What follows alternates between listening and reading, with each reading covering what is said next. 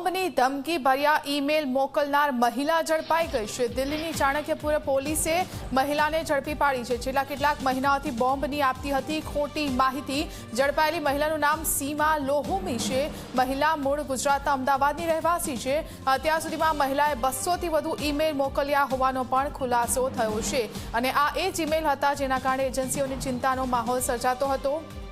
હાલ આ સમગ્ર મામલે ચાણક્યપુરી પોલીસ તપાસ કરી રહી છે।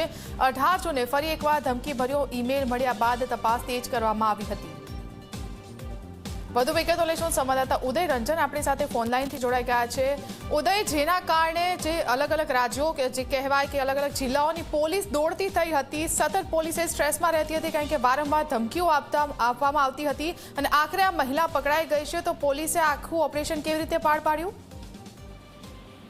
ફાલ્ગુની વાત કરવામાં આવે તો છેલ્લા ઘણા સમયથી આપને ખબર છે કે ગુજરાતની અને દેશભરની અલગ અલગ સરકારી એજન્સીઓને ધમકી ભરેલા ઈમેલ મળતા હતા અને આ ઈમેલ મળતાની સાથે જ પોલીસ જે સ્થાનિક પોલીસે દોડતી થઈ હતી, આખું સરકારી તંત્ર જે છે એ કામે લાગી જતું હતું।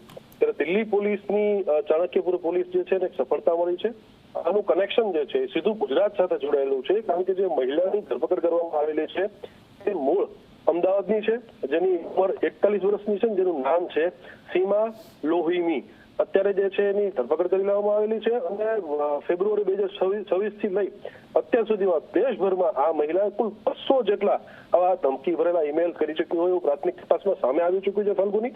સાથે જ તે હજી પ્રાથમિક માહિતી છે, સચોટ નથી, પરંતુ પોલીસ એની પર ખરાઈ કરી રહી છે કે મહિલાની માનસિક સ્થિતિ જે છે એ યોગ્ય નથી। એટલે હવે ડોક્ટરના રિપોર્ટ જે છે એ તપાસવામાં આવશે।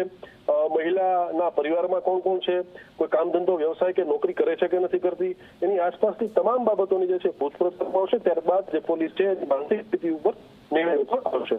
ફાલ્ગુની, ઉદય, આભાર આપનો માહિતી આપવા બદલ। તો બોમ્બની અફવાઓ જે ફેલાતી હતી, ઈમેલથી ધમકીઓ આપવામાં આવતી હતી અને આની પાછળ સીમા નામની એક મહિલાનો હાથ હતો। 200થી વધારે ઈમેલ તેમણે કર્યા હતા અને આ મહિલાને દિલ્હીની ચાણક્યપુરી પોલીસે ઝડપી છે। મહિલા મૂળ ગુજરાતના અમદાવાદની રહેવાસી હોવાનો ખુલાસો થયો છે।